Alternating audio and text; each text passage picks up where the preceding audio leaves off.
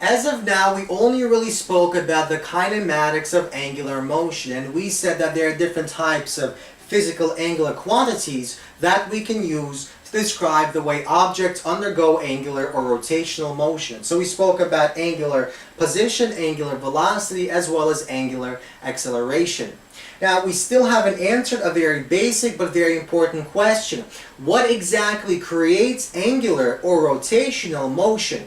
Well, in the same way that a net force is required to create translational motion, a net force is required for an object to accelerate when an object experiences translational motion. When we talk about angular motion, in order for an object to rotate about an axis of rotation, well, a net force must act on that object. But the net force is not the only quantity that is required or that affects our angular motion. There's something else called the lever arm. And together, the lever arm and the net force create something known as the torque. So let's look at the following example, the following diagram. Let's suppose we have a door, and the door is attached to a hinge. And when you open or close the door rotates about the hinge. So the hinge acts as our axis of rotation. Now, let's suppose I apply force at this position and in this position. Well, it actually turns out the location where I apply my force matters. If I apply the net force closer to the hinge, closer to the axis of rotation, well, our angular acceleration will be smaller. So where you apply the force actually matters. And that's because of a concept known as the lever arm. The lever arm is the distance from the axis of rotation that is perpendicular to the line along which the force acts. And this line is known as the line of force.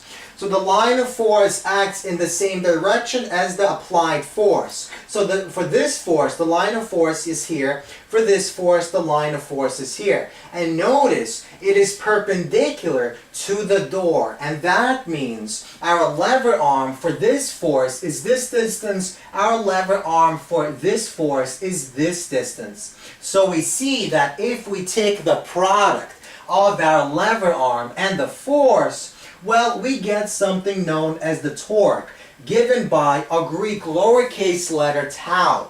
And the units of torque are newtons times meter, because force has the unit newtons, and this is a distance given in meters.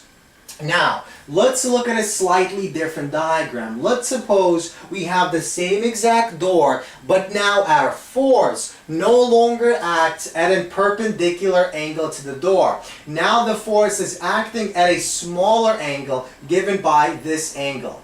So the line of force points along this axis, and now if we want to use this formula, we have to find the lever arm, the distance that is perpendicular to the line of force. So if we extend this line of force, and we draw a line from this position to the hinge, to the axis of rotation, well, this is our new lever arm, because this is the line that creates a 90-degree angle with respect to the line of force. So not only can we use this formula, we can also use this formula where torque is equal to the force that acts on the door, that acts at some angle, multiplied by the lever arm, or the distance from the axis of rotation that is perpendicular to the line of force.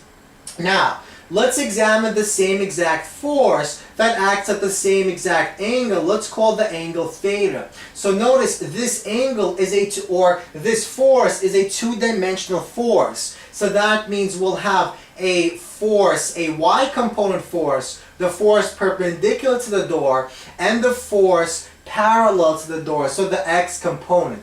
Notice, because the force that acts parallel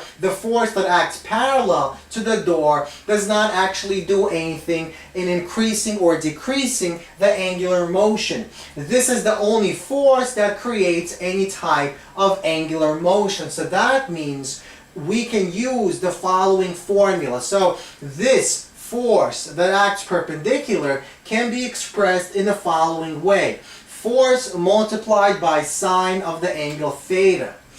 So that means we can take this equation shown here and replace the force that is acting perpendicular with the force sine of the angle theta. So this is yet another formula that we can use. Notice all these three formulas are exactly identical, but we can use either one of these guys whenever they're convenient. So, let's look at the following example. Let's suppose we have a smaller disc that is placed on a larger disc, and we drill a hole in the middle and we add an axis of rotation. So we put some hinge inside that acts as the axis of rotation. So let's suppose we apply one force, force 2 on the smaller disc, and another force, force 1 on the larger disc.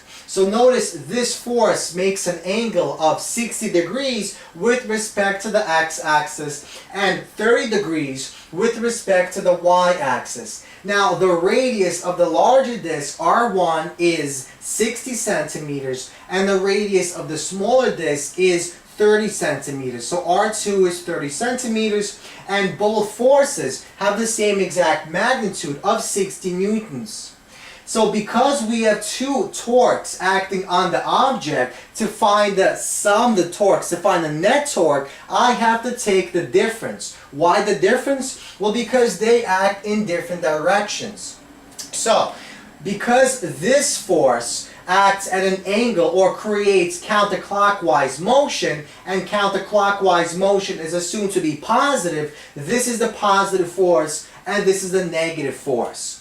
So what I basically have is the torque created by this force minus the torque created by this force. So let's begin with this force. We have to use this equation. Notice that our lever arm for this force is simply R2, and R2 is exactly perpendicular to the force. So that means we simply have force 2 multiplied by R2. Now we subtract. Now we have to find the force that is perpendicular to R1. And that force is given by F1 sine of the angle 30 degrees. So we have to find this force. And now we simply plug in our values. So 60 times 0.3 meters and 60 times 0.5 times 0.6 meters. Notice these cancel out and we have a value of 0 newtons times meter. So our torque, our net torque is 0, and that means the object will not rotate. It will remain in place as long as initially it was stationary.